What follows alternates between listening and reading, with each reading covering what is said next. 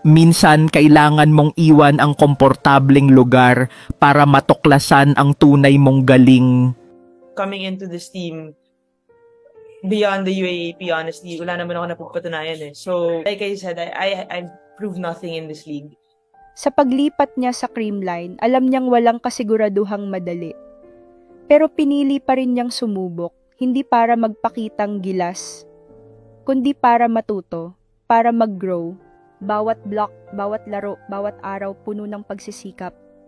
Tahimik, tapat, at totoo. Creamline Cool Smashers! Bea De Leon!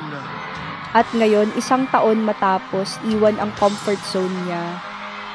Narito siya, kinikilala bilang isa sa pinakamagaling. Ang unang Best Middle Blocker Award niya sa Pro League.